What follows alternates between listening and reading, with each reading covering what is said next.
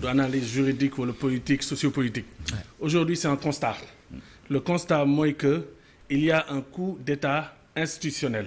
Carrément. Le constat, moi, il y a un putsch institutionnel. Le président de la République a osé. Il a osé hypothéquer l'avenir du Sénégal et de la jeunesse sénégalaise. Pour des considérations personnelles, pour des considérations claniques, pour des considérations peut-être sax ethniques. Et sama papa dafa am benn wax bu ma musal wax mu ne ma lii bul ko fàtte mukk doom mu ne ma ku toog sa ginnaaw te sa ginnaaw neex ki si toog boo fuddul du fa jóge. Donc aujourd'hui Sénégalais yi ils sont devant ils doivent prendre leurs responsabilités ndaxte le président de la République wax na ko si allocution am il a dit qu'il a consulté le Premier ministre, il a consulté le président de l'Assemblée nationale, il a consulté le président du Conseil constitutionnel, mais est-ce qu'il a consulté le peuple sénégalais? Le président Macky Sall. Le président Macky Sall, tout de suite, il a consulté donc tous les membres, PM, président de l'Assemblée nationale, président du Conseil constitutionnel, mais il n'a pas consulté le peuple sénégalais. Et les candidats. Et les candidats aussi. Donc c'est très important. Les arguments soulevés sont des arguments fallacieux. Parce que différent bi muy wax entre le Conseil constitutionnel et l'Assemblée nationale, il faut savoir que waa Benno ñoo créé cette commission majoritairement. Quand je vois le bureau de la commission d'enquête parlementaire à 90% waa Benno la. Donc tey nii nul ne peut se prévaloir de sa propre turpitude. C'est un principe en droit. Deuxièmement, candidature bi ñuy wax double nationalité. Le délai imparti pour retirer sa candidature est passé.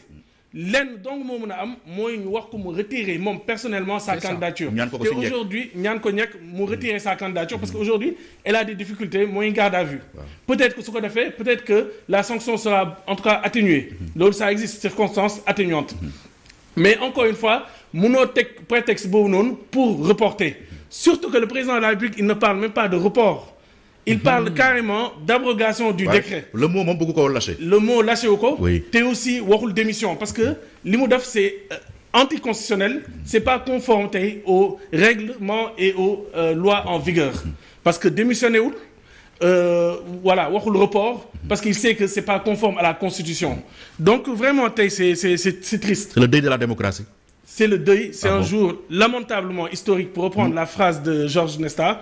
Et wax dëgg yàlla man il y a 5 ans bi sama waajur bu góor génne àdduna ma bàyyi France bàyyi lépp je me suis dit Sidy Lamine Niasse combat am pendant plus de 30 ans c'est un combat noble je me suis dit dëkk bi dëkku Serigne Touba la El Hadj Malick Sy Baye Niasse des gens ñu baax teg fii samp fi islam donc je me suis dit tey le Sénégal vaut le coup confort bi ma nekkoon en France conditions yu baax yi ma amoon hygiène de vie bi ma amoon loolu yëpp j'ai décidé de laisser et de venir au Sénégal j'ai bousillé ma santé tey nii j'ai pris plus de 40 kilos en 4 ans 5 ans tey xeetu feebar boo xalaat dal na ma muy diabète muy cholestérol et cetera pour vous dire que tey je me sacrifie parce que tey une entreprise comme Walfadjri c'est pas facile maintenant nag su ma ñëwee nag gis un coup d'état institutionnel qu'on met aujourd'hui devant les Sénégalais je me dis vraiment que est-ce que ça valait autant de sacrifices. Tout ça pour ça. J'ai jamais eu de double nationalité. Aujourd'hui, je me dis, est-ce que waruma woon def ni ñëpp parce que j'ai fait presque 20 ans en France. Mënoon naa am facilement la nationalité française. Moo tax man tey nii je veux prendre une décision parce que bëgguma ëllëg sama doom ne ma vous avez pris vous avez assisté à un coup d'état institutionnel qu'avez-vous fait loo def pap man tey nii je li ma gëmoon ci Sénégal.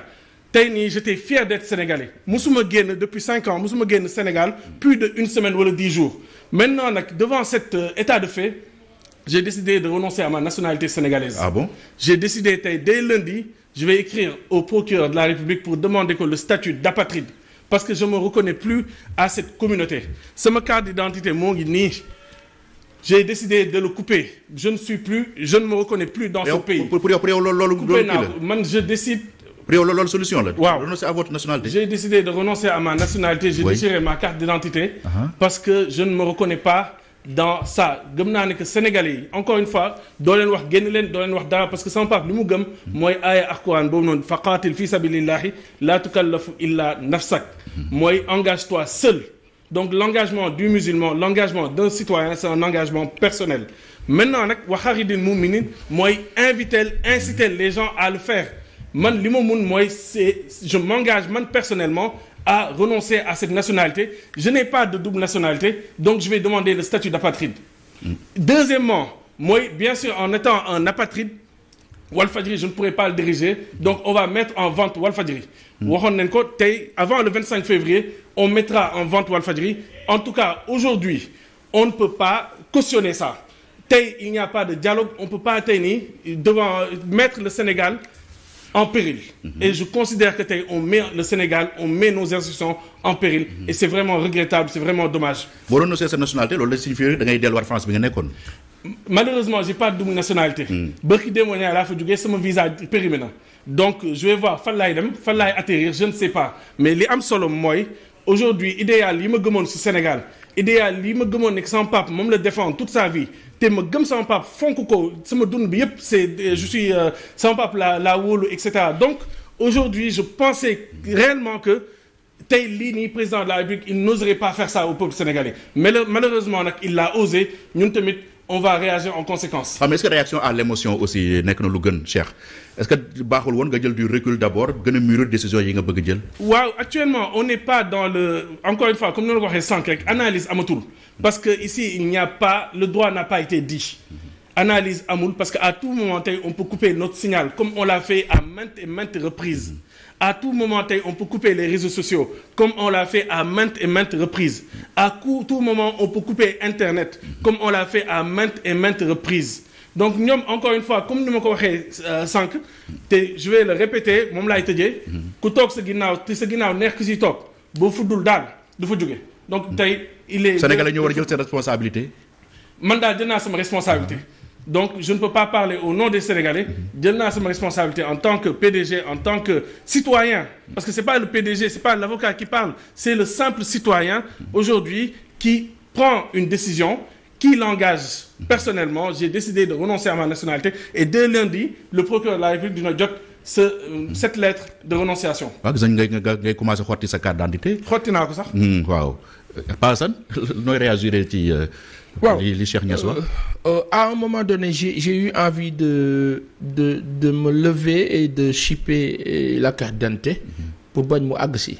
Mais diganti seconde bi may diganti seconde bi ma xalat lolu Cheikh kilifa bi diganti seconde bi ma xalat lolu ak bi mi acte bi di dem dafa xaw gaaw et comme on est un peu distant mais c'est un acte, c'est un message, c'est un signe, c'est un signal. C'est juste ça. Sénégal nag aujourd'hui toll nañ foo xam ni APR Benno Bokk Yaakaar li ma doon wax sànq. Le président Macky Sall ak ñi ñu àndal ñoom seen groupe seen clan lu ñu bëgg a def ko loolu daf ma see neex. Sénégalais yi nag bu fekkee bëgg nañu de ñoom it lu ñu bëgg Sénégalais lu ñu bëgg. mais ñoom itam nañ ko def moom def na li mu bëgg a def Sénégalais yi nañ def li ñu bëgg a def on ne peut pas aujourd'hui bu ñu waxalee yàlla rek. waaw après di nga dem nga def mot de la fin avant nga dem.